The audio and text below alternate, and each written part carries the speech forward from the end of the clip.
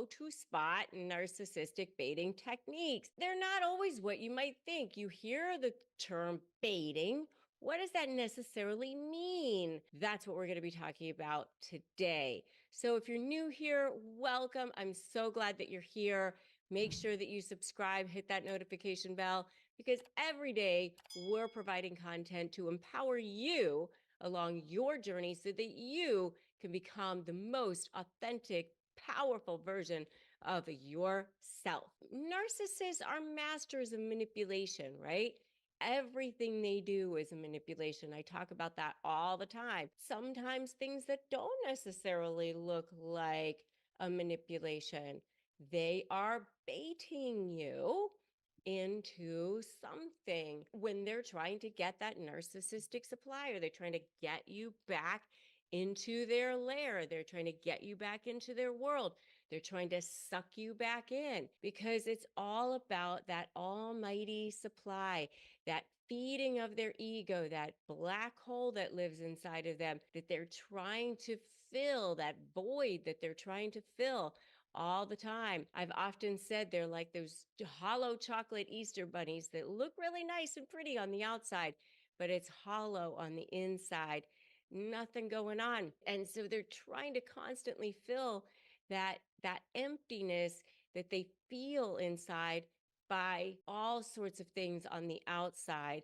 That's why you are left feeling totally and completely sucked dry and so exhausted, because you become that supply source. Just kind of imagine sort of like an IV hooked up, and that's what you become to them. So what happens? It's, of course, love bombing. That's, of course, a form of baiting.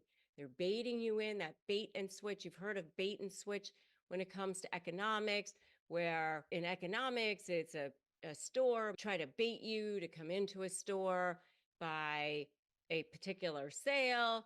You get in there. Oh, that thing isn't necessarily that price. It's not for just that, or there's some kind of switch on there, right? That's sort of how it is with a narcissist. Once you get in, once you're into the thing, you're into that relationship, you're locked in, you sort of realize, oh, wait a minute, I didn't get what I bargained for. I didn't get what I asked for.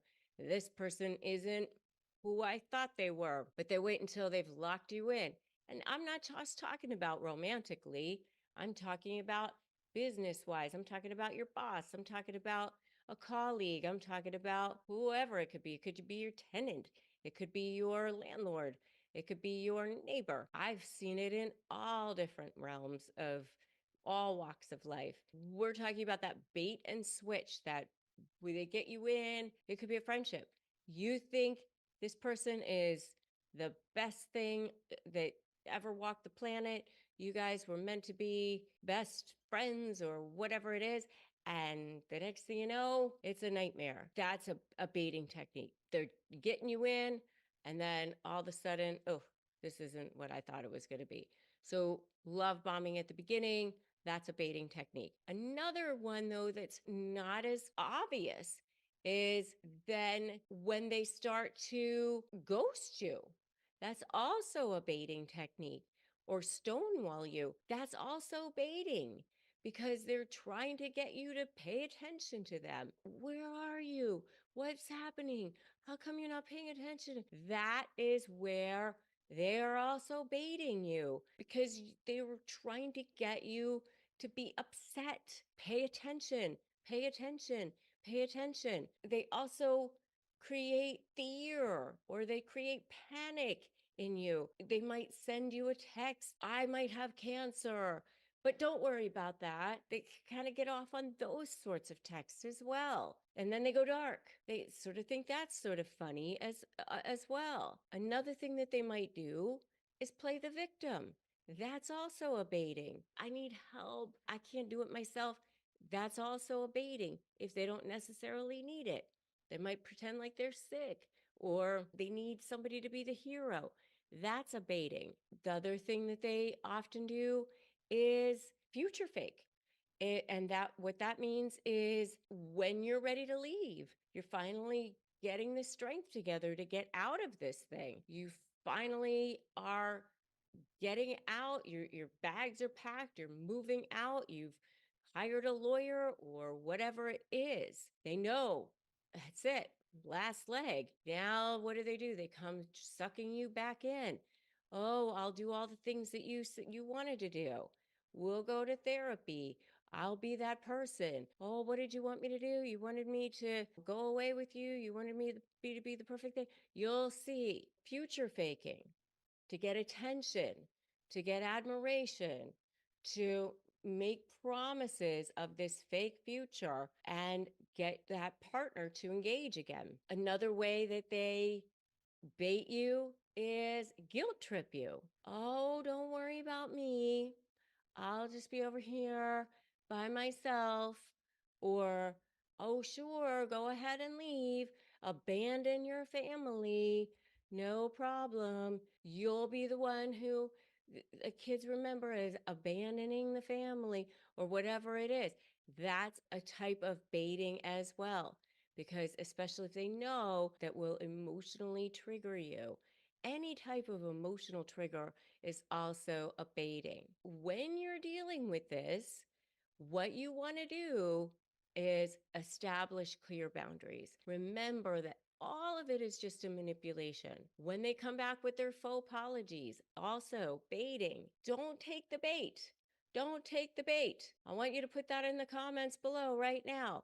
Don't take the bait. If you are dealing with a narcissist in any sort of situation that includes getting ready to negotiate with them or anything like that, get my free phrases for disarming narcissists at disarmthenarc.com, disarmthenarc.com. That will help you for texting with them, for emailing with them, having a conversation with them. Disarmthenarc.com. Also join my free private Facebook group for support. Disarmthenarc.com Facebook group. And don't take the bait. Just remember boundaries. Boundaries. Start seeing them as a 2-year-old having a tantrum on the floor who is needing and wanting to have attention. They just think, if I just scream louder, if I just scream longer, they're going to give me that candy that I want, or that lollipop, or that bottle, or whatever it is. Don't take the bait. You can keep going.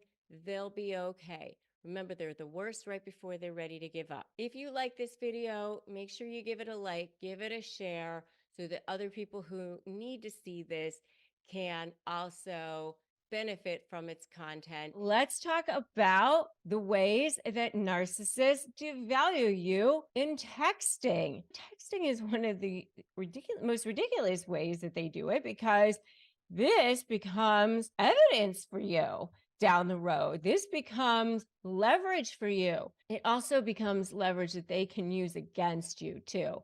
Because remember, every text, every email, anything you put your hand to, whether it's a social media post or whatever, becomes a potential exhibit, whether it's a negotiation or becomes potential leverage back against you too.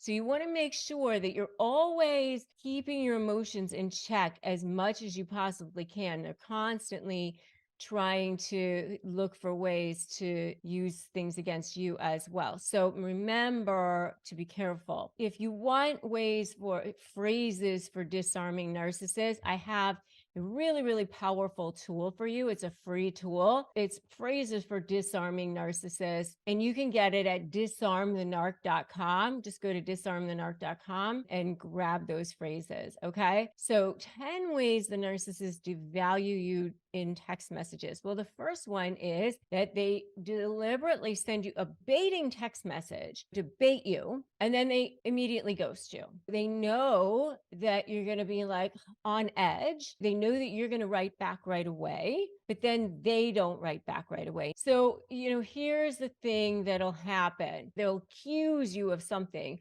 that is completely false. They might send you some kind of SOS. I got test results, or I have to go in for a biopsy for something. I might have cancer. And all of a sudden you're writing back, Nothing. They'll completely ghost you. So they're baiting you into something and then they don't respond at all. If they're trying to, suck you back in to talking to them again, if they haven't spoken to you or you haven't spoken to them in a while, it's just sometimes called hoovering, like where they're sucking you back in like a vacuum. You're frantically trying to get a hold of them.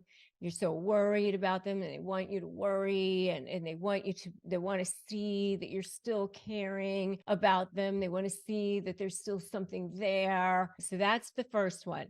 Bait you and then ghost you. Number two is just deliberately ignore you completely. They don't bait you first, they just deliberately ignore you. A lot of times you will see this when you've gone through the love bombing phase and now they're conditioning you. This is a conditioning where they want you to now want them, need them, become attached to them. It's all part of this sick sort of game that they play, where they love to play games with your emotions. They want to see that you are worried or attached, or how badly do you want to talk to them, that sort of thing. Like they can't just be a normal person and respond, because they enjoy that process of manipulating you. Your emotions are a game to them. So that's number two. Number three is they'll deliberately start fighting words with you in a text message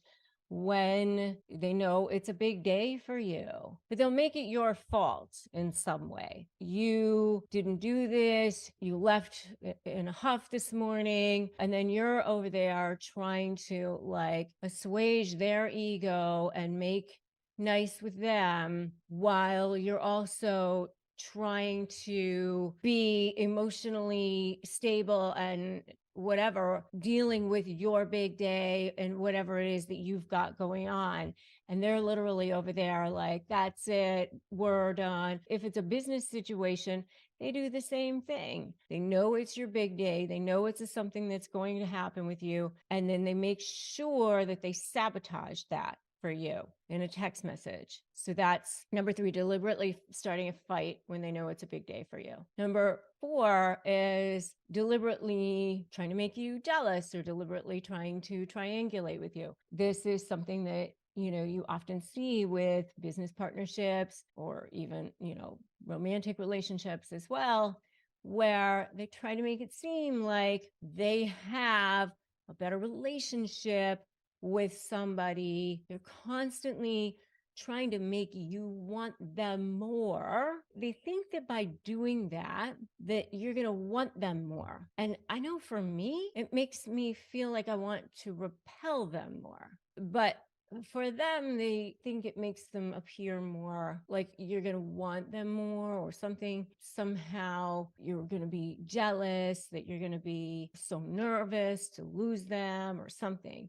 But that's what they do. They deliberately try to make you jealous through text messages. Oh, I just spoke to so-and-so, or I just got off the phone with so-and-so. They really are, love me. They're really into me, or they really like me. It's a subtle devalue. It's a subtle way of letting you know that you're lesser. You're lesser than them. It's just a put down. It's a subtle way of letting you know that you're not as good. Number five is they deliberately ignore your boundaries. You've set boundaries. You've let them know. This is especially in any kind of a business partnership, or maybe it's during the discard phase where you've kind of said, I don't want to be in this relationship anymore, or you need to respect who I am or what my boundaries are, or whatever it is. And they just say, you know what, whatever. I'm going to just do whatever I want, and I'm going to just speak to you however I want. I'm going to talk to you when I want. Let's say you've said, please don't contact me on weekends. And there they are texting you on weekends. So it's a total way of devaluing you in texts. And what can you do about it? What can you do about any of these things? You can literally subtly just continue to say, this is not okay. These are things that are, deal breakers for me. And You can start to say, you can't speak to me in text anymore. Email is one thing. First of all, I always say have one form of communication, and it should never be text, and it should never be in person. It should always be in email, because email is the least likely to be manipulated. It has a time and date stamp. It's so much better for using in trial exhibits if you end up needing that. Texts are not necessarily going to be good trial exhibits down the road. Sometimes there's an exception, but for the most part, you need the entire conversation. So just let them know we're done with this mode of communication. And I have a lot more, by the way, in my new book, Slay the Bully: How to Negotiate with a Narcissist and Win, which you can pre-order right now at slaythebully.com. And if you go there and pre-order it now, you can get the entire manuscript ahead of time, and you get tons and tons of bonuses for free as well. So I would go there, slaythebully.com, and pre-order it now. And the next one is they completely deliberately ignore your needs. You're trying to explain to them what you need from the relationship, what is hurting you, what your feelings are, what's going on with you. They don't care. They will continue to plow through. They will continue to hurt you. They will continue to deliberately ignore your needs. That is not even a subtle way of devaluing you in texting. That is just a flat out over way of devaluing you in texting. All of this leaves you with a form of what we call complex post-traumatic stress disorder. And complex post-traumatic stress disorder, by the way, is actually far worse and far more difficult to get over than regular post-traumatic stress disorder, because, and not to devalue PTSD at all, but PTSD is actually something that happens from one event, such as, a war or a car accident or something like that. Complex post-traumatic stress disorder happens over time with a series of events. And, what can happen over time is that it takes its toll on the body. And so you can, it can be with leaky gut, or you can end up with issues such as high cortisol or kidney disease or diabetes or autoimmune issues, things like that. Your hair falls out.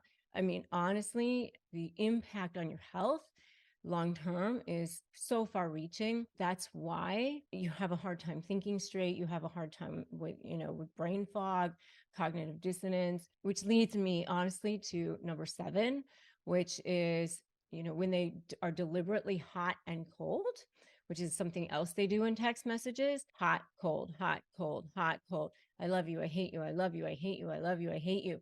That is what causes something called trauma bonding. And that trauma bonding is what causes it's so difficult to leave. It's so difficult to leave because something that happens in the brain, because you get that dopamine hit, and it becomes actually a physical addiction in the brain. It becomes extremely, extremely addictive and difficult. So when somebody is just even and just normal, you don't have those swings, you don't have those highs and lows. And that's what causes such a physical impact on the body, which is why it's so important that you're getting education like this, that you're getting the help and support that you need with channels like mine and other free resources like this, which, by the way, if you don't have access to a support group, go to Narcissist Negotiators with Rebecca Zung on Facebook, which is a huge support group that I have,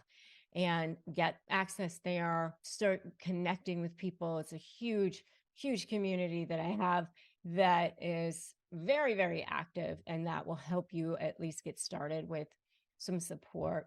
Okay. Number 8 is that they will send texts that were allegedly meant for somebody else, and this is something that you see again in the Hoover phase, like, oh, hey, got my test results or something. Oh, oops, sorry, wasn't meant for you. And, again, that little devaluing, that little letting like, not thinking of you anymore or whatever, just a way to devalue you, again, using that power of text messaging to give you a kind of a smack in the face, kick in the gut one more time, especially if you are no longer in relationship with this person, whether it's a work person, a business partnership, a romantic relationship, whoever it is, even if it's a family member, quite frankly, you can block this person. You do not have to be in relationship with anybody. I mean, seriously, if they're causing you toxicity, if they're causing you harm, you do not have to be in relationship with this person. Period. End of story. You just don't. Okay. I mean, you really have to do something that I call defend your light with your life. That's what you have to do. That is the only thing you have to do. You have to take care of you. That's what you have to do. And that's the intention that you have to set for yourself. That is what you have to do. If you don't have access to help and support as far as therapy, I do have a sponsor on this channel, which is BetterHelp, and you can go to betterhelp.com/Rebecca Zung to access that. And we receive commissions. It doesn't cost you any extra, but we want you to have access to good resources that have been vetted. Okay. So that's the next one. The next one is deliberately be passive aggressive about things that they said that they were going to do, and then they just don't do them. So yes, I will definitely take care of that. Yes, I will definitely help you. Yes, I will definitely pick that up for you on the way home. I'm all in, and then they just forget about it. Such a huge way of devaluing you. And they have no plans on doing anything for you. They have no plans on helping you. Or, yeah, I can do that. I don't think it's too far out of my way. I was going to, come right home or whatever. I was going to, but yeah, it's not too bad out of my way. Like they're just sort of like passive aggressive about helping you with anything and just sort of subtly devaluing you. But then, oh yeah, I see, I said I was going to do it. There's always that plausible deniability with people who are passive aggressive. Like, I said I was doing it. Look, if you look at the text, I said I was doing it. I had every intention. What are you talking about? So it looks like they were doing it, but then they don't actually even end up doing it. Or if they do, they can get the credit for doing it, even though that they did it like kicking and screaming and it didn't want to. And so there's like that little subtle devalue. And by the way, I know you guys have seen these things so far. And I'd love to know which ones you've seen. Tell me in the comments which ones you've seen and give me an amen if you've seen any of these in the comments so far. Number 10, can you guess what it is? Number 10 is definitely gaslighting. Gaslighting is anything where they're like completely just questioning your reality. So you know what you've seen, you know what you've heard, you know what your reality is. And they'll just basically just say, that's not what it is. So you're texting them and telling them that you saw them with another woman or another guy. And they'll be like, nope, that's not what you saw. And they'll literally flat out lie. I mean, they don't even sometimes like massage the facts. A lot of times they just flat out lie. Like, no, I wasn't there. Completely gaslight your reality. The good news is that becomes your leverage. When that happens, especially if you have proof that they're flat out lying, that becomes your leverage, which is great news for you. Keep track of that. Make sure you are documenting that. Make sure you are using those things. That becomes something that you can use in negotiations. All right. And make sure that you are keeping check of your own emotions. As I said, don't allow them to bait you, because once you do, it's game over. They will definitely use that against you. Now, let's talk about what's going on with narcissistic hoovering and those 5 signs of hoovering. So what is hoovering anyway? So hoovering is, it's either you've already gone into the discard phase of the narcissistic relationship, which is kind of like the end of a narcissistic relationship, or sometimes, the discard can be starting like long before you're actually discarded, or you've discarded them. But you're into this phase of the relationship, and yet here they come back again. Here they, it may be like it's been a year since you've heard from this person, and out of the blue, you get a text from this person. And, it may look like an attempt at reconciliation, or it may look like an attempt at actually valuing you again, or maybe they're finally seeing you for who you are. Maybe they're finally, appreciating all of the things that you did for them. But it's really what it is a manipulation tactic. It's a way to get supply from you again. It's a way to, it's a very toxic way of getting you back under their web of control. So the first one is that they reach out because they are in a time of crisis. Oh my gosh, my father-in-law is sick, or my best friend is in the hospital, or I just, had a health scare, something like that, where now all of a sudden they're in crisis. And so you have to come back and you have to feel sorry for them. For some reason, there's something going on with them that has put them into victim mode again. Maybe it's a financial crisis, and you are the only one who can help them. You're the only one who they can talk to, that they can go to. And this is after they've treated you terribly, were horrible to you, weren't there for you ever. And now all of a sudden, you're the only one who can help them. And they're in massive crisis mode, meltdown mode, and you've got to go running and be there for them. And you're supposed to just set aside any bad blood that ever took place, or you're supposed to just forgive anything that they may have done to you because, my gosh, don't you have a heart? They're in crisis.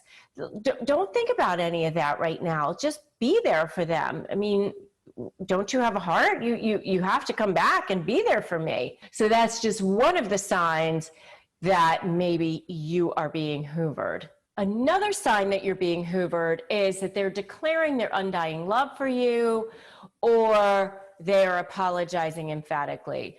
So this is where, you've said, okay, enough already. That's it. I'm done.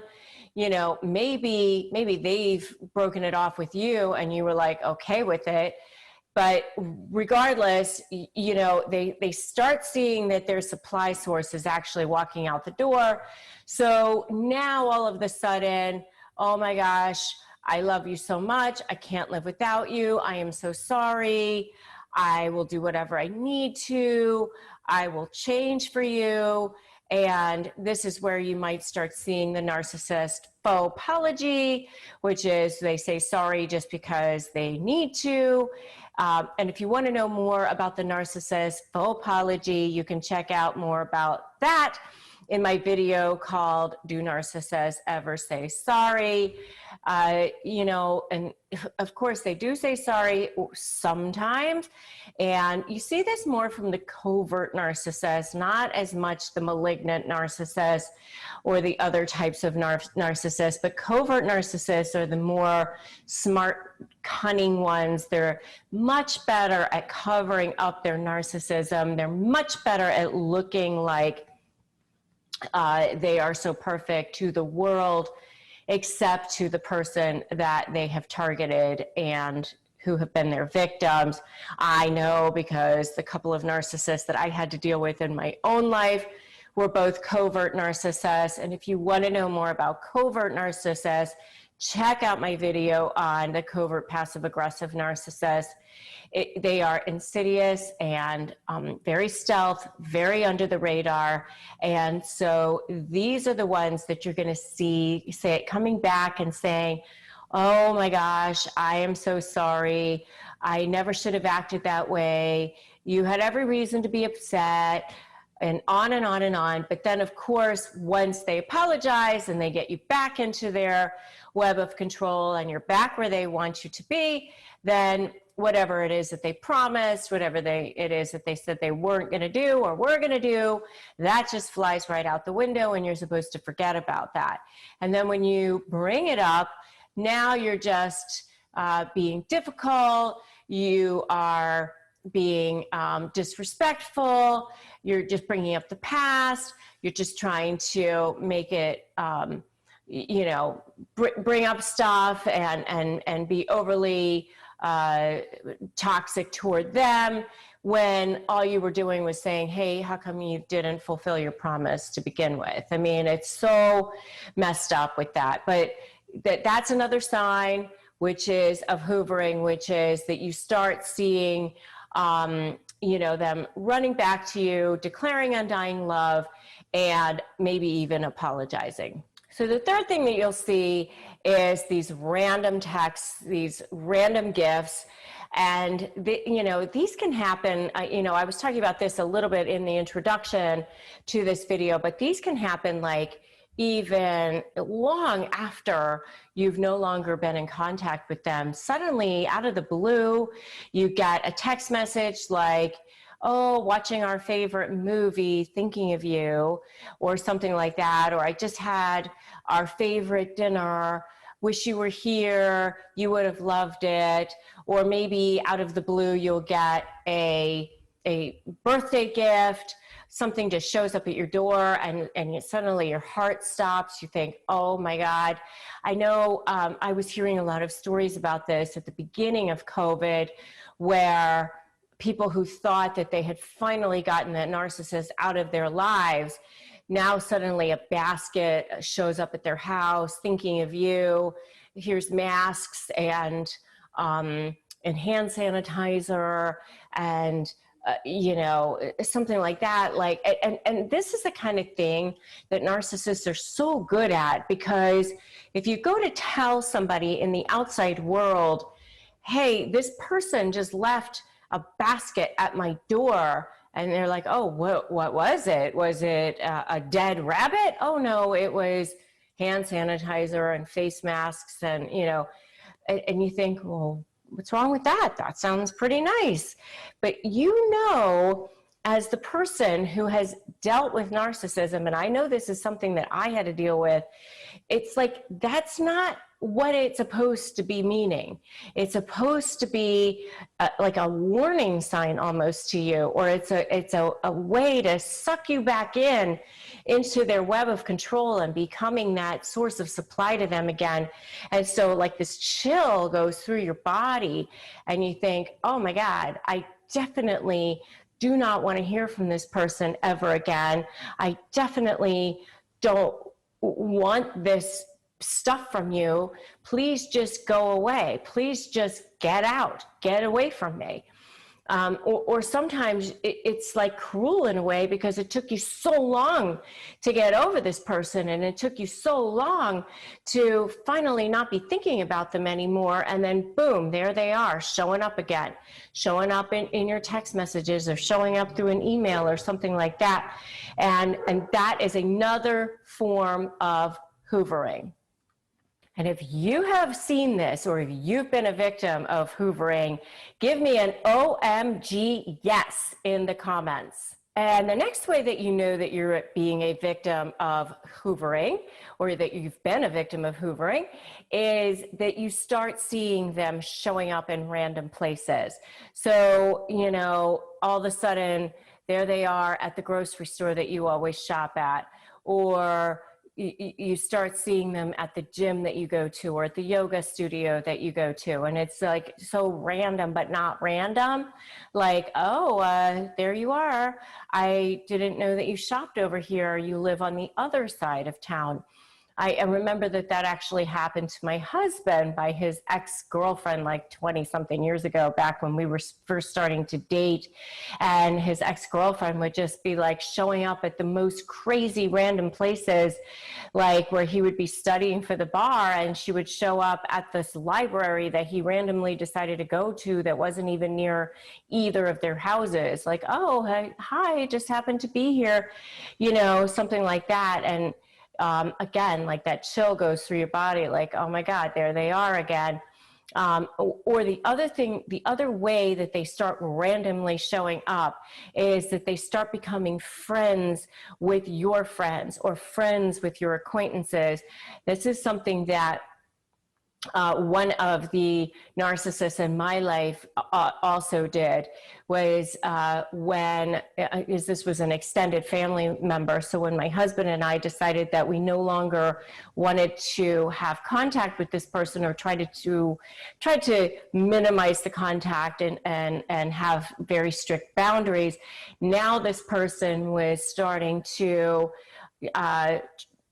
suck up to other people in our lives and suddenly become friends with people in our world, so that this person would be able to kind of like spy on us and also sort of like try to show us how wonderful this person was, or that we are so wrong because see, the rest of the world sees how wonderful this person is. So that's another way of demonstrating hoovering. And the last sign of hoovering is probably the scariest sign. And this is where you're going to see a lot more about, you'll see this much more from like malignant narcissists. The malignant narcissist and some of the more, pathologically mentally ill narcissists will start stalking you. And yes, showing up randomly at the grocery store and saying hello is one thing, but really stalking you and really, doing things that they know are not where they're not going to get caught, but that it's from them. So things start showing up in your mail. Maybe you're getting phone calls or emails from random numbers, random places. I've seen clients where their exes, knew a lot about cyber information, and they were able to create random emails that came from random IP addresses. And so, and they would leave these messages, but it was really, really hard to trace these emails, or really hard to trace these texts, things like that, where you just start to be really scared for your life and concerned for what this person may or may not do to you. And in addition to the stalking, what you might also see is like a gaslighting move, which is really kind of like a sixth thing, which is like,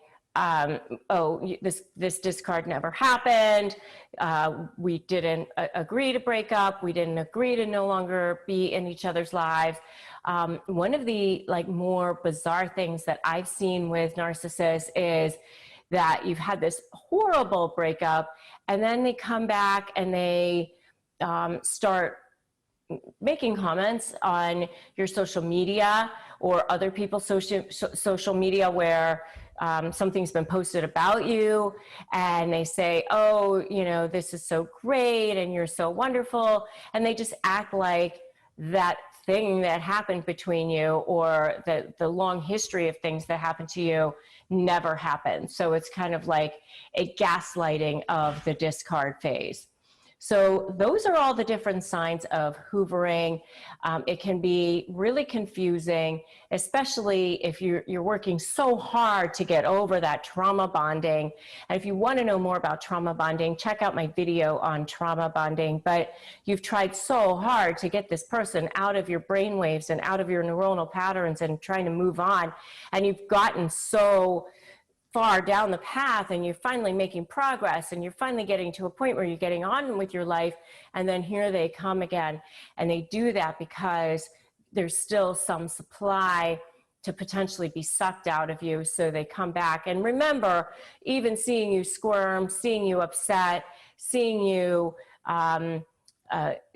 angry, emotional, they get supply from that too. So regardless of even if it's not just thinking that they're wonderful, they do get supply from seeing you upset. So if there's any amount of supply to be had still, here they come hoovering back into your life again. 8 ways to outsmart that controlling narcissist. By the way, I have a brand new book, Slay the Bully, How to Negotiate with Narcissists and Win. It is literally in pre-order right now. I have tons of free bonuses for you. Go to slaythebully.com, grab it. All right, number 1, what's the one thing they want you to do? What's the one thing they want you to do? They want you to take their bait. Why do they want you to do that? Well, because they go fishing. Boom. Reel you in. So don't take their bait. Okay? Do not take their bait. Why do they want you to take their bait? Because then they feed their ego. They feed that need inside of them for supply. So remember, they don't feel inside like they have any value. They literally have to get all of their value from external sources. So, yes, it's how they look to the world. Yes, it's ego. Yes, it's winning. Yes, it's adulation. Yes, it's all of those things. But it's also by controlling people, debasing people, degrading people, manipulating people. That's also a form of supply for them. So when you take their bait, when they throw things out there to try to trigger you, that gives them a high. It literally, they get off on that. So when they send you these long emails, these long texts, these long things, or something through their attorney, or something that they know that is going to trigger you, and you go right in with them, they've really got exactly what they want. And then now you're sucked into the mud, you're sucked into the quicksand with them. But it's even worse than that, because not only are you giving them narcissistic supply, number one, you're giving them what they want, but number two, they use your emotional reaction against you. So if you are in any kind of a situation where either you are in a potential court case or negotiations of any sort, or you could be down the road ever, they will use it against you. Okay? They will say, look, there's the crazy one. They sit over there, calm, cool, collected, not one bead of sweat has ever touched their brow, and you look like the crazy person. And they use your reactions against you. One of the greatest examples of this is in the mini series I Care a Lot. I did a whole video on this, where the woman who was the caregiver of these elderly people went up to the other woman, the elderly woman, and whispered in her ear while the camera was playing. She would get these elderly people to become like her wards, right? So if she was their guardian, then she would get control of their money, and she would basically take their money, right? And so she would get them in front of the judge and have them declared incompetent. She would put them into these nursing home facilities, and she would get control of their money. So when there was a hearing coming up for this woman's capacity in front of this camera, she whispered in front of the camera all sorts of things to get her upset. I'm going to do this, you're this, all sorts of things, whispering quietly.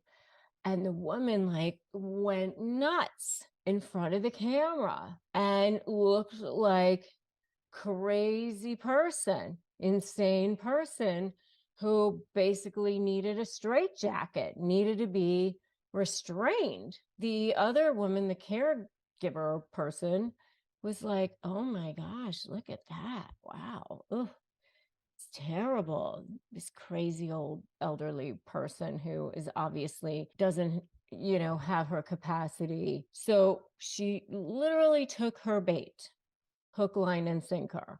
And that's what happens with narcissists. So, and I did a video on that, which you can check out if you'd like, but that's what they do. And it doesn't have to be in that kind of situation. They can say, you're a deadbeat dad or a horrible mother, and you can sit there and say, what are you talking about? I just picked them up from school, I just fed them their snacks, I just took them to baseball, or whatever. Are you kidding me? I just paid child support, whatever it is. And then you're down into it and you're in the thick of it and you're in it. Don't take that bait, because you don't need to prove anything to them. They are not the judge. They are not the jury. Okay. They are not the person you need to prove anything to. So who cares what they say? Don't take their bait. That's number one. Number two, don't engage in conversation with them or in any conversations that are emotional or argumentative or any conversations about the past. This is another way to not take the bait, but really to outsmart that controlling narcissist. Because again, they're going to try to drag you into these things, but don't talk about the past, because that's something else that they're going to do. They're going to get you to talk about something that happened 20 years ago, if they can, especially if you're trying to call them onto the carpet about something that happened now. If you are going to get them to be held responsible for something today, they will definitely try to project and deflect about anything else because they don't want to be held responsible for something that's going on now. So they're going to try to do anything they can to get that conversation off of that. So don't engage in that. Don't start getting argumentative. Don't get emotional. By the way, I have phrases for disarming narcissists, which you can download. It's totally free. Go to disarmthenarc.com. Highly recommend that you grab that. Disarmthenarc.com. Don't engage, don't get emotional, don't get argumentative with them. Total waste of time. You're not going to convince them of anything. They're not going to go, oh, you know what? I get it now. I see what you're saying. Oh, yes. Now, you know what? I was wrong. They're not doing that. So what are you doing? Just stop yourself. All right. Set boundaries, stick to them. That's the next one. Set boundaries, stick to them. You know what I say? Step one, don't run. Step two, make a U-turn. Step three, break free. Remember what's negotiable: contracts, issues, terms. You know what's not negotiable? Your self-worth, your self-esteem. All right. So step one, don't run. That's where you're putting your boundaries into place. Step two, make a U-turn. Step three, break free. Okay? Avoid confrontation as much as possible. All right. Next one. Don't try to change them. Don't try to fix them. Don't try to change what their beliefs are. Don't try to get them to acknowledge anything you did or anything that, your accomplishments. Any kind of conversation like that is a waste of your time, your energy, your good life on this earth, your breath. All of that creative, wonderful energy that you have is just better spent doing other things on this planet. You can say things to them like, I agree, that's what you think.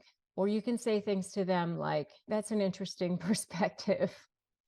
Just say things like that just to keep things flowing. The next one is, remember that your self-worth, who you are, has absolutely nothing to do with them. You are whole and complete, and it has absolutely a separate value from who they are. Your self-worth does not depend on what they say, what they do. And the more time that you spend giving them and thinking about what they're doing is less time that you have to create and be the highest version of yourself. So, that was one of the massive, huge aha moments that I had when I was extricating myself from a narcissistic relationship. I realized that every moment that I was giving to this person, I was in victim mode. And so I needed to stop. So, do what you need to do to get out of that relationship, and think about it when you have to, when you're strategizing or creating your leverage or whatever. Remember my SLAY methodology: strategy, leverage, anticipate, and focus on you. So when you're thinking about it, Think about it. But any other time, you got to be in create mode. Give yourself the gift of being the highest, best version of yourself. Think about something else that you can pivot to that is going to keep you in creation mode. Is it going to be writing that book that you've always wanted to write? Is it going to be helping people? Is it going to be coaching people? Is it going to be devoting your life to something that you've always wanted to devote your life to? Your children, is whatever it is, you got to pivot into something else, because your self-worth, all of that has nothing to do with them. They are broken people. And so however they've been toward you in the past has nothing to do with you. Okay. The way people treat other people is a direct reflection of the way they feel about themselves, good or bad. They've treated you poorly because they don't feel good about the way they feel about themselves inside. So you can't take it personally. The next one is stay positive, stay upbeat around them. Let them know that you're like Teflon, just let it roll, fly off. Like, or like a duck's back. It just, rolls off of you. Because as long as they think that that's what's happening, then they'll start to be disinterested, because you're not taking the bait anymore. You are calm, you're not emotional, you're happy, you're not interested in giving them supply anymore.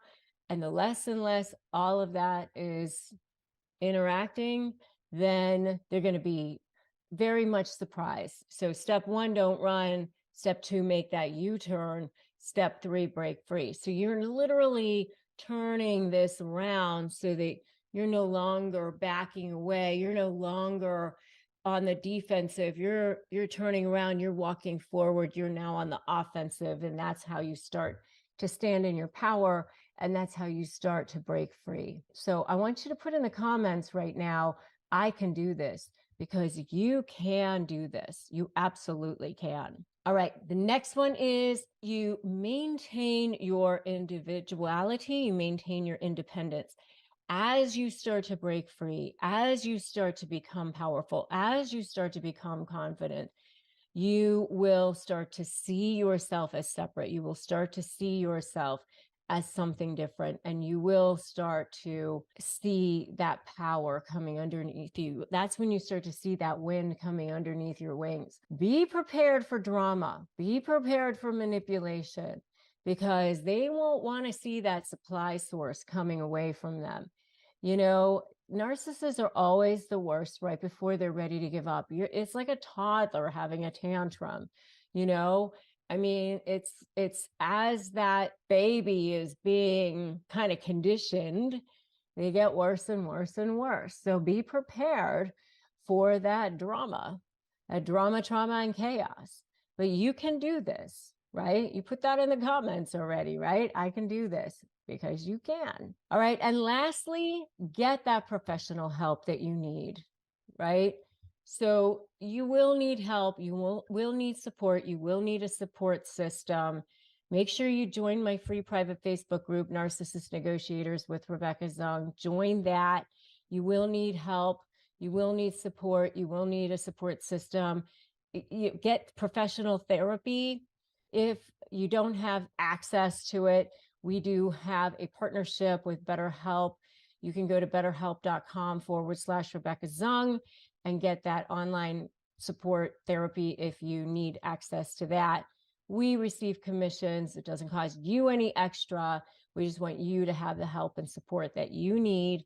Make sure you subscribe to this channel as well. We want you to make sure that you have everything that you need. I'm here providing free resources for you every day as an attorney, helping you negotiate with narcissists, helping you communicate with narcissists every single day. Remember that you have a voice. You have a voice. You have a right to have a voice. You have a right to speak your truth. Okay, so let's talk about how narcissists set you up before you even realize it. First of all, right at the beginning, they start off by love bombing you like crazy, even if it's a business relationship. I know I did the same thing. I was in a business relationship with a narcissist. I fell prey to it. Actually, I was voted one of the top 1% of attorneys in the country by US News and World Report and all sorts of other very venerated magazines and organizations that you don't pay, like real ones.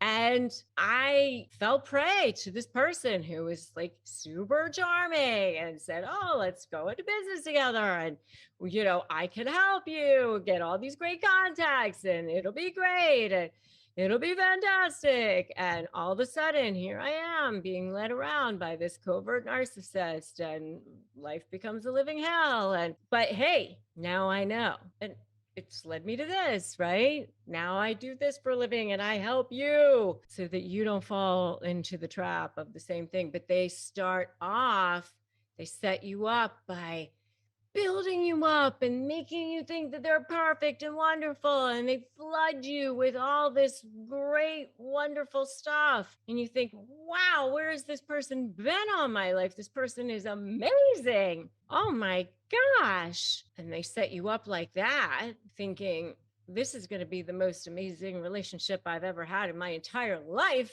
You actually kind of get into that. And especially if it's a romantic relationship, you kind of get used to that. You want that, and you kind of get addicted to that. And then all of a sudden, boom, where did that go? They pull the rug out from you, or they start devaluing you. And these red flags start showing up right away. The lying and denying and the projection and the deflection and all that craziness starts happening. But by the time that starts happening, they've already moved in, or their names are in your bank account, or you start making excuses for them. That happened because of this, or, you start to try to figure out what's going on, right? And they're conditioning you. They've been conditioning you from the beginning to see if you were going to be a good form of supply. So they set you up.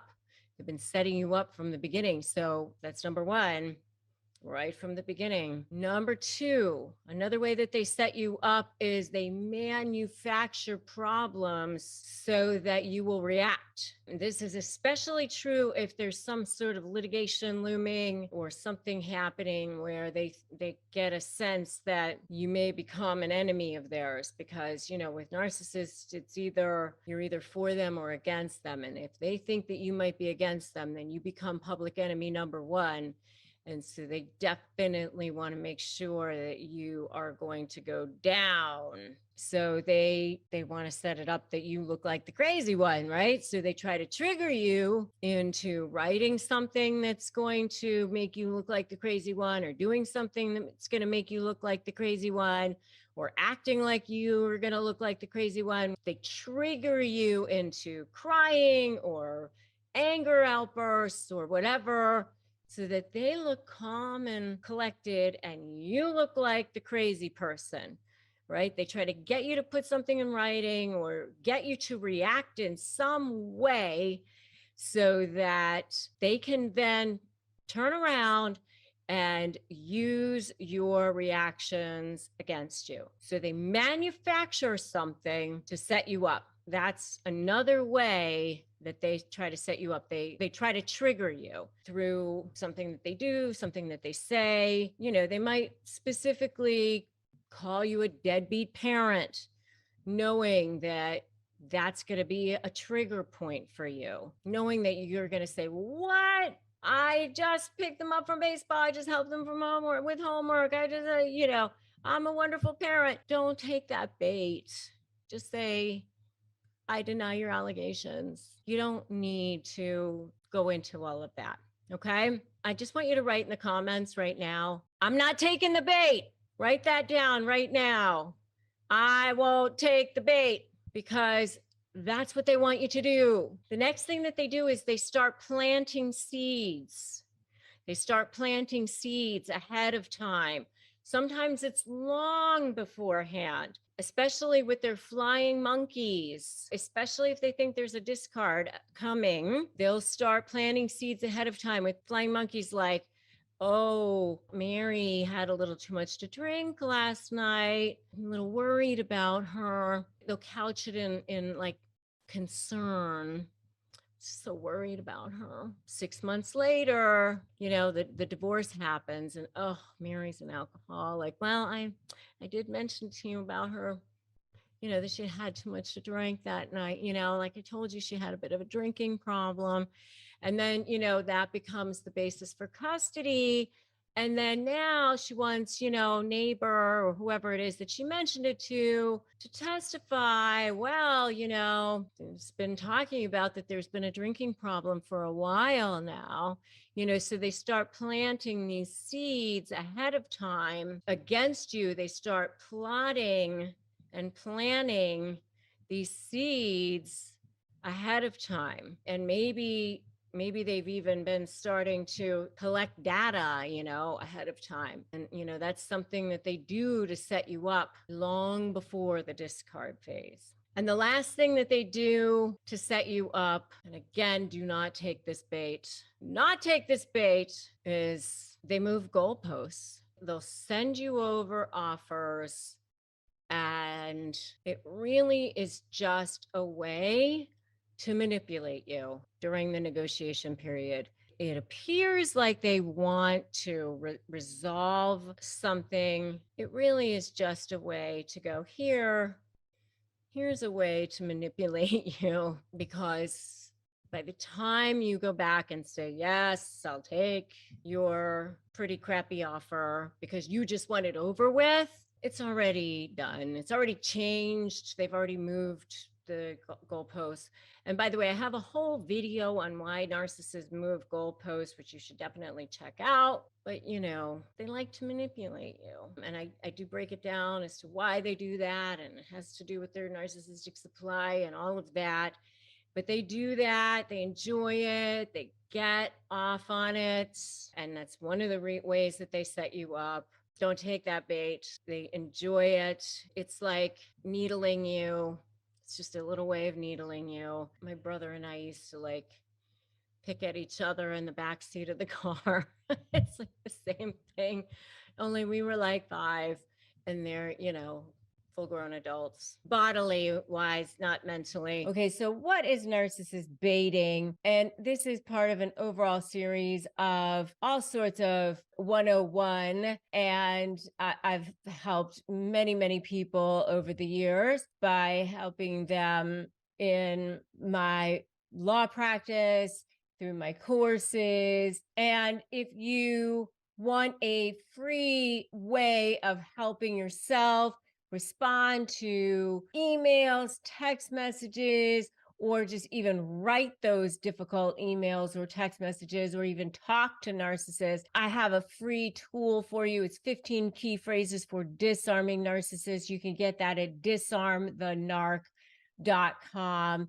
So go ahead and grab that. So baiting is a technique that all narcissists use to provoke a reaction from their, I'm going to say, victims or targets. It is a way to get people reeled in. And what they want is that hit, that high. And, we call that narcissistic supply. It's a way of feeding their ego, feeding that need that they have to feel validated, to feed that black hole inside of them that makes them feel powerful, that makes them feel like they matter. They don't have any internal sense of value. So they get all of that need, that feeling of value, served from external sources. And baiting is one of those techniques that they use to serve that. So they provoke a reaction from people by doing things. So they'll send an email out there that they know is going to annoy you by saying something that they know is not true, or they know is going to be inflammatory, or they know is going to upset you, or they'll say things that they know is inflammatory. They purposely stir things up. And the goal of it is to get you to be angry, to get you to respond to them. And then they do it for a number of reasons. They do it because they think it's funny, because they enjoy seeing you to upset. They get a high from it. But beyond that, it's even worse.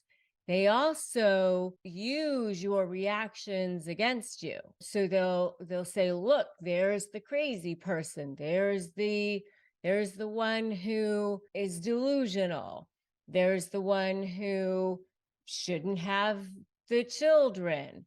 There's the one who is psychotic, should be put away, or whatever. They often are the ones who have the ability to stay calm and not react and look the part of the normal person. And oftentimes, if it's marriage counseling or something like that, they are able to sway the counselor into thinking that the other person is crazy, that they're the ones who are the calm, normal ones, or they can sway mediators into that, or they can sway judges into that. There was that mini series called I Care a Lot, where the guardian was able to get the aging people to look like they were the ones who were crazy and get them committed so that she could take their money, because she would whisper in their ear and make them look like they were crazy,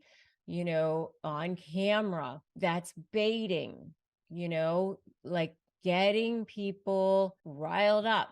They use all sorts of forms, such as insults, name calling, threats, silent treatment. There's a number of different forms that they'll use. But the most important thing that you need to remember is, if you find yourself getting baited, not to take that bait. Because, they're almost like fishing, and then they start reeling you in, and you're like with the fish with the hook in your mouth being pulled into it.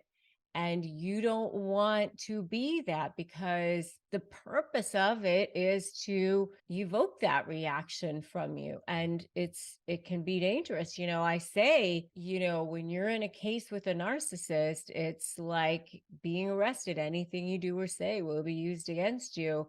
And it makes them feel powerful, and it makes them feel in control. It can often lead to verbal abuse, physical abuse. It empowers them. It's very, very important for you to remain in control. And that's why I said, go get my 15 key phrases at disarmthenarc.com. Start with that. Try to communicate with them in a respectful way. Consider leaving the relationship if you need to, but don't allow them to take that control from you. Say, I'm in control. And I want you to put that in the comments right now. I'm in control. I'm in control, because I don't want you to allow them to take that control from you. I'm in control. So put that in the comments right now. I'm in control. Okay? Don't allow them that power. All right. The first thing that they do is word salad. And what is word salad? Well, it's kind of like what you think. It's like confusing you. It's like these words that are all mixed up all the time, and trying to confuse you so that you kind of don't know what's going on. So here's an example of that. You think something is resolved. For example, out to lunch with somebody, and they say, why did you go out to lunch with this person? I thought I could trust you. It seems like you're cheating on me. And you spend like an hour fighting about this thing, and I was texting you on the way there, and you know that, and you're like defending yourself the whole time, and you think that it's resolved. It's like this craziness. because they bring something up as if it's reality, and it's never been reality to begin with. They're also saying two different things at the same time. That, like, they'll say, I'm trying very hard to make this work. And then at the same time, they'll say, I want a divorce, or I can't do this anymore. It's like they're all over the place all the time. Or they'll be asking for second chances multiple times. In the next breath, they'll be, get the hell out of here. I don't want you anymore. They're just constantly constant craziness with their word salad with that. So constantly trying to make you look like you're the one who's the problem, but yet they're all over the place with their word salad constantly. You're the one who keeps being the issue. It's your problem. You are the one who keeps making problems in the marriage or in the relationship, even though you're just over there trying to, like, survive in this world of craziness. All right. That's number one. Number two is they seed people. They tell people that there's issues, and they start doing this long before you even realize that there's an issue in the relationship, or in business. They do this as well, by the way. This is what happened with me in my business relationship. Beware if you are a coworker, boss, whatever. I've seen this with other people as well. So what will happen is, long before you even realize what is going on, they will start dropping little things into conversations. Covert narcissists are the masters at this, by the way. And it will be a little something about somebody. Oh, it's kind of unfortunate that this person is this.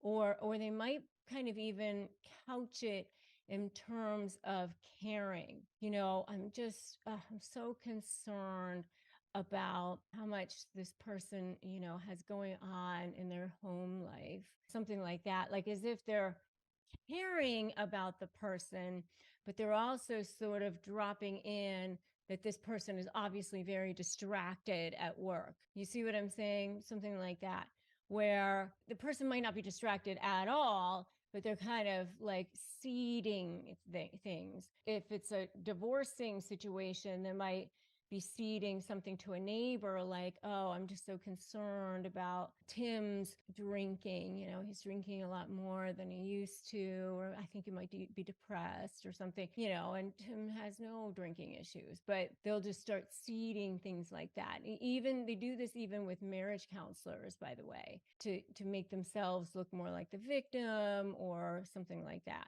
So that's number two. They start seeding their little flying monkeys or whatever to try to line up their armies. Number three is they can be extremely disagreeable. Like, for example, they'll just drag their feet on things.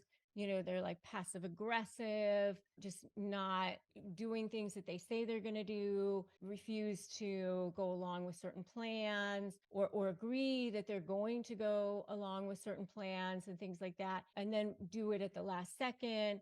And then say, I agreed. I said that I would do it or whatever. But then they don't do it until the last second. And then they make it look like, I said that I would do it. And then they make it look like you were the one who was the problem because, you're complaining the whole time.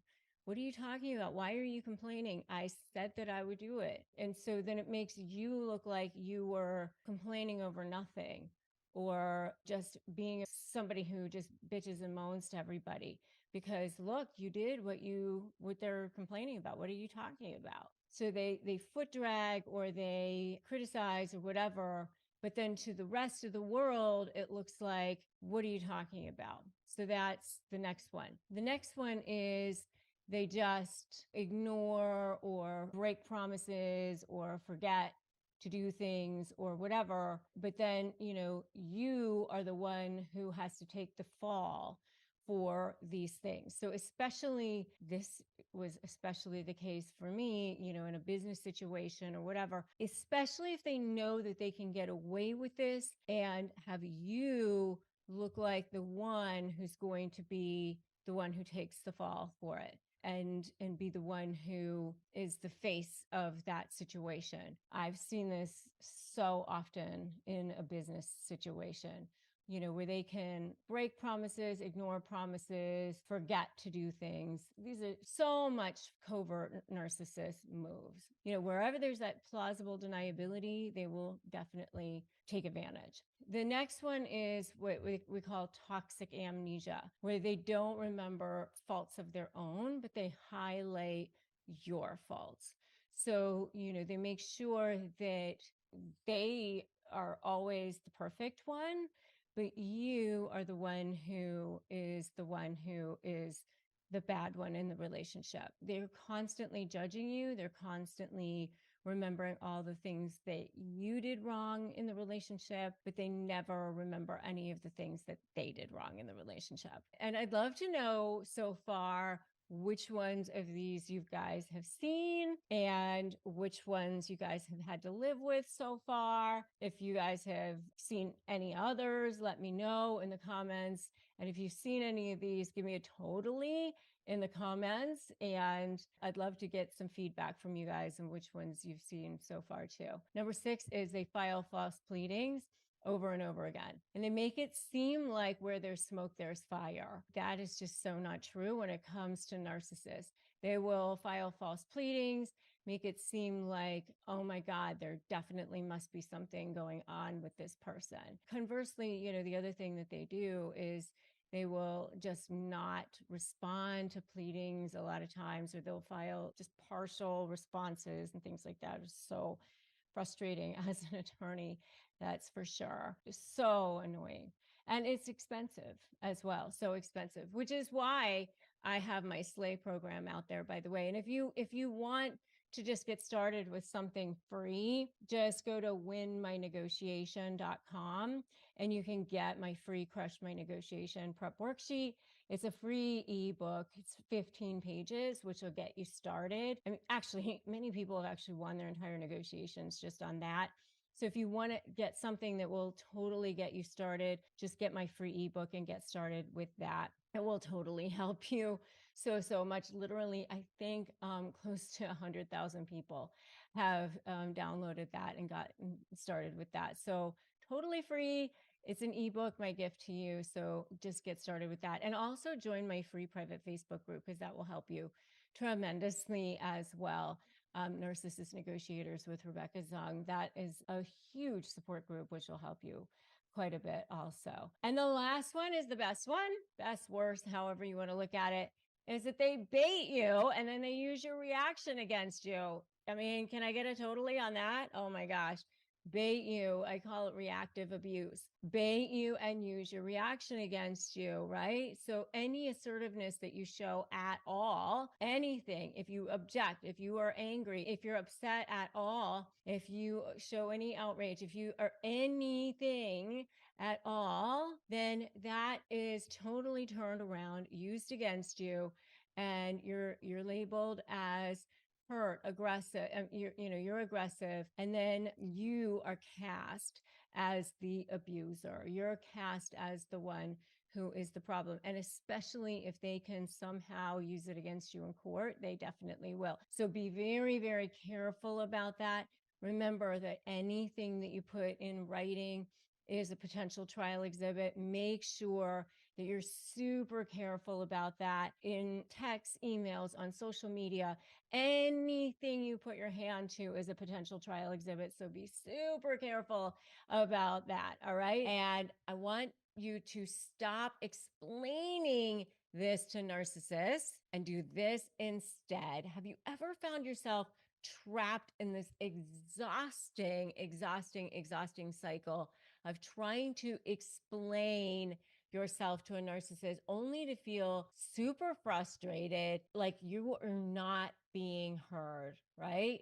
Like they're not hearing you. And you just feel like you're beating your head against a wall, and actually finding it bloody would be an easier way of walking around in your life. I know what it's like. I know the struggle. I know the pain, because I've actually been there, not just as an attorney, but also in my personal life, really as a high conflict communications expert, I've helped and trained people, thousands of them all over the world. And I want to share with you this really powerful alternative. And that over the next few minutes, I'm going to help shift your world, rock your world, so that you will walk away with this unbelievable, empowering way to totally shift the interactions that you have with narcissists. All right. Before we dive in, make sure you've subscribed here.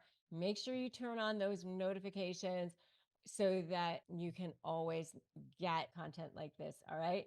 Make sure you comment below with your experiences in dealing with narcissists. I love hearing from my community and engaging in conversations with all of you. And make sure that you also get my exclusive Disarm the Narc phrases. It's a whole guide filled with powerful scripts for you to disarm those narcissists in your life. All right. So now let's get into it. So when we find ourselves entangled with high conflict personalities or narcissists, we fall into this trap of like over explaining ourselves, hoping that in some way we're going to get into them, hoping that in some way we can articulate something that they're going to go, oh, okay, I get it now. But the problem is that they purposely misunderstand us. They purposely act like they're confused. They purposely say, oh, I don't get it, or why are you bringing this up now, or this isn't a good time, or they purposely interrupt, or whatever it is. They don't want to hear. They thrive on control. They thrive on manipulation. They thrive on allowing you to get to the point. So no amount of explaining is ever going to change that. So instead of wasting your precious time, instead of wasting your precious energy, because that's all just going to continue to fall on deaf ears, what you want to do is reclaim your power, reclaim your control, and shift your approach. That's where my transformative strategy is going to come into play. So the key is to focus on setting firm boundaries and communicating your needs assertively without getting entangled in lengthy explanations. So imagine you're in a meeting with a particularly difficult personality, a particularly difficult colleague, somebody at work who just constantly undermines your ideas. Okay. In the past, you have felt really compelled to over explain, over justify your proposals. Like, no, it really is a good idea. No, really, let me show you why, hoping that you can gain their approval. But from now on, what I want you to do instead of that, instead of like almost like coming from this place of like being defensive, instead of getting caught up in this back and forth sort of explanation, just simply state and very confidently put forth, like, this is why it's good. Here are the points. And you just basically lay it out. And the way that you present it, there's no gaps, there's no loopholes, there's no vulnerabilities, there's no place for them. It's almost like the more you talk, the more you explain, the weaker you sound. You want to just go, this is it. This is the thing. And then when they try to give their feedback, when they try to give their thoughts, that's when you say, okay, I get it. I appreciate your feedback. This is not open for discussion today. You take back control of the conversation. Thank you for your perspective. You sort of just don't allow for the opening anymore. You protect your energy, you protect your peace. You just have that invisible boundary down around you, so that you are stating it confidently, assuredly, with boundaries. Thank you for the feedback. I appreciate your approach. You set clear boundaries. You refuse to engage in fruitless explanations. You protect your peace. You protect your energy. You protect your self-worth. You're gracious. You're kind. You're never rude. You don't lose control. You can smile. Thank you. I appreciate that. You don't owe anyone, I would say never jade, never justify, argue, defend, or explain. You don't owe anyone exhaustive explanation for simply being yourself. Those are the ways that you can not explain. I can remember one time that when I was in court and I was teaching one of my associates how to get something introduced into evidence. He was trying so hard to argue the point to the judge. He was like, well, and now I'd like to introduce this into evidence. I could just tell the way he said it, the judge was going to go, denied. But had he gone, and here are the points, and this is why, and here it is, it would have been accepted. Because he said it the way that he said it, it was denied. So if you take back control, you set clear boundaries, you know the value of what it is. You say less in a lot of ways, and you're not explaining, and defending, and all right, and getting into it, and you know who you are, and those gaps are closed, and you respect yourself, you end up so much further ahead of the game. Know your facts, know your supporting documentation, and then be calm. I always say never justify, argue, defend, or explain. Never jade. I always say I love jade, but never jade. You stand comfortably on who you are. So I'm going to give you 6 things to avoid here. And then at the end, I'm going to give you the number 1 thing to avoid. Okay. So 6 things to avoid. And then I'm going to give you the number 1 thing to absolutely avoid, the mother load of things to avoid, the hairiest thing to avoid of all. All right. Because let me tell you, when you are dealing with narcissists, toxic people, there actually are a number of things to avoid. All right. So I'm going to help you out here for sure. There's just so many times that it's like you're dealing with a landmine when it comes to narcissists. All right. And I know because I've dealt with them in my personal life as well. And that's why I'm on this mission. I'm on this crusade. I've been recognized as one of the top attorneys in the United States. I've written a couple of best-selling books, but I'm here giving you free advice every single day because I want you to have the information in your hands. So if you want that too, go ahead and subscribe and hit that notification bell as well.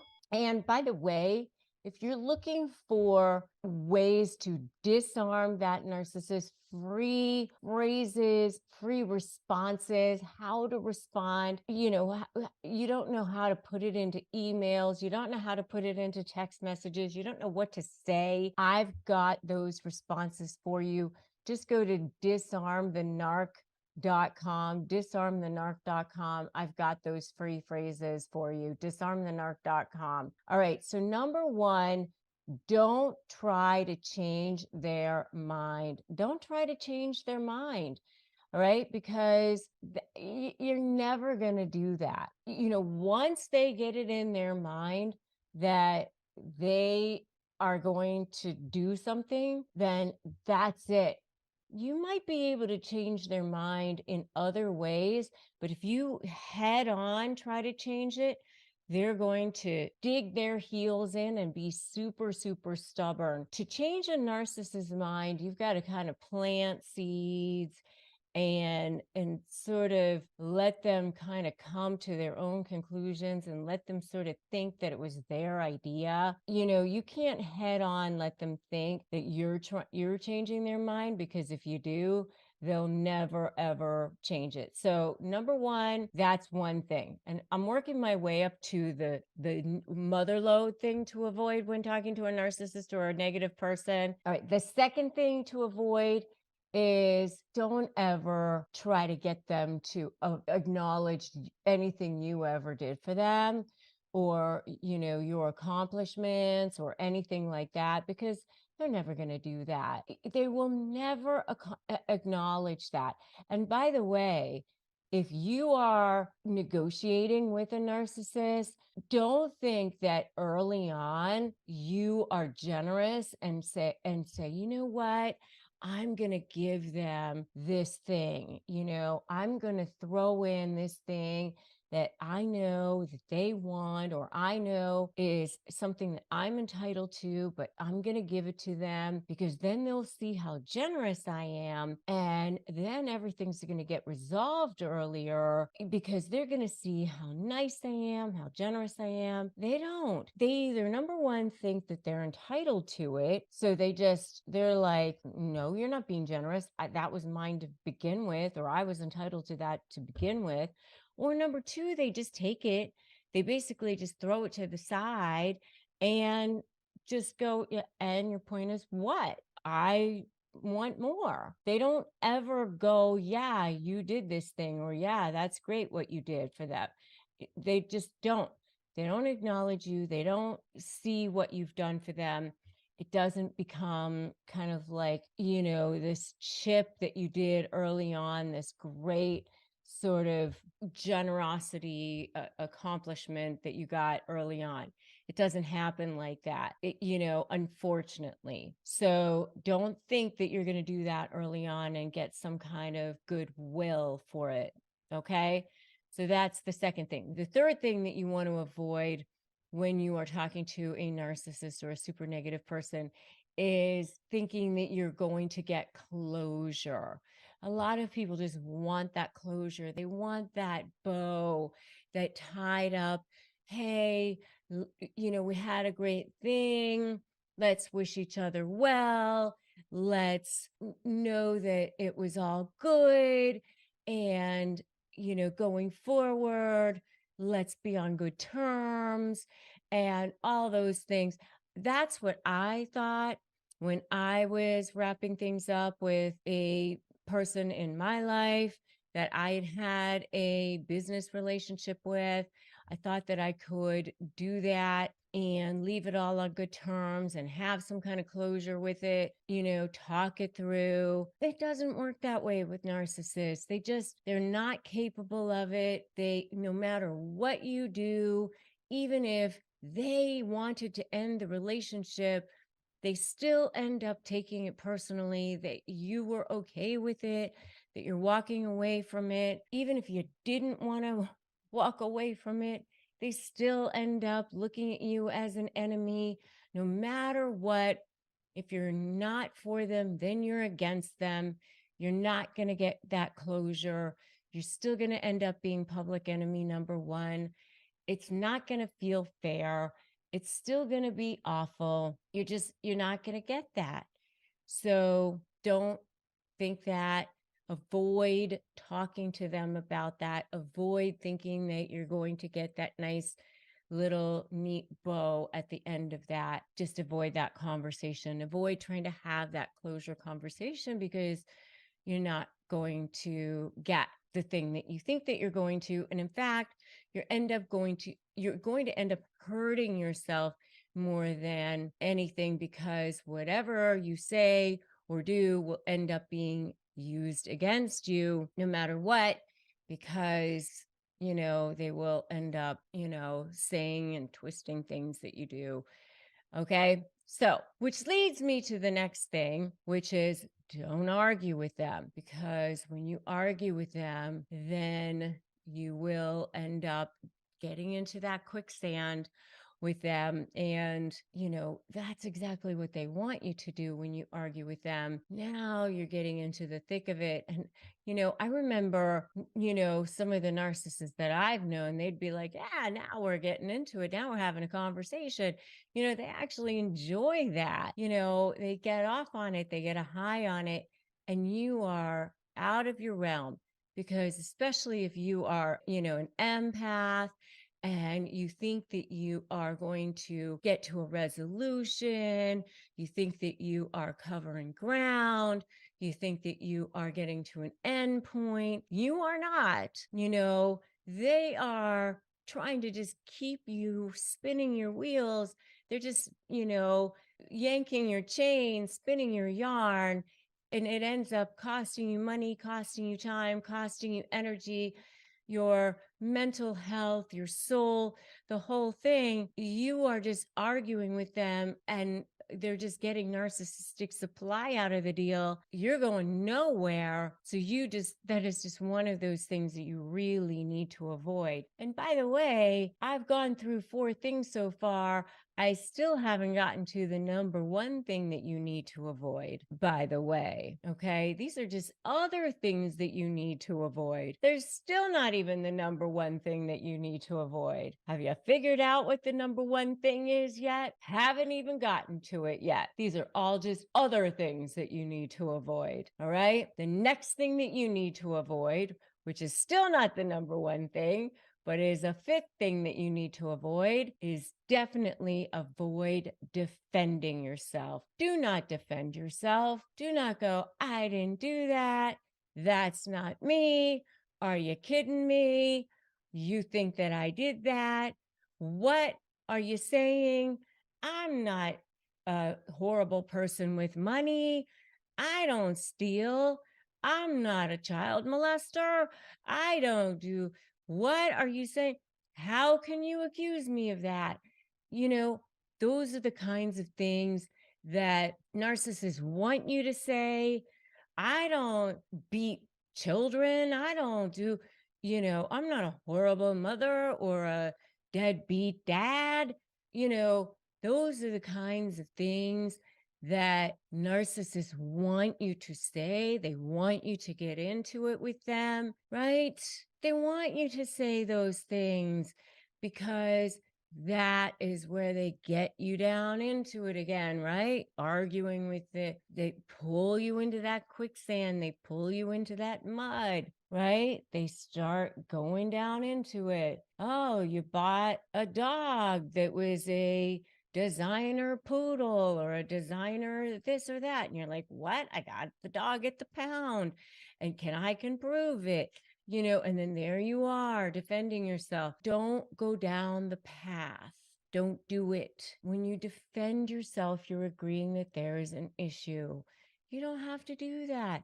All you have to do is say, I deny what you're saying. No, there's no merit to what you are saying. There's so much more merit in short things. Never explain, justify, or overshare. Just the facts. Stay strong. And I want you to put that in the comments right now. Stay strong. Stay strong.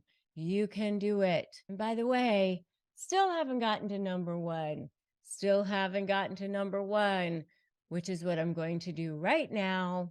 Are you ready for number 1? The number 1 thing to avoid when talking to a narcissist or a negative person, the number 1 thing, which I've kind of alluded to here so far, but I haven't actually come out and said it yet. The number 1 thing to avoid when talking to a narcissist is do not take their bait. Do not take their bait because they're going to give you a lot of it. They're going to pull it out and they're going to reel you in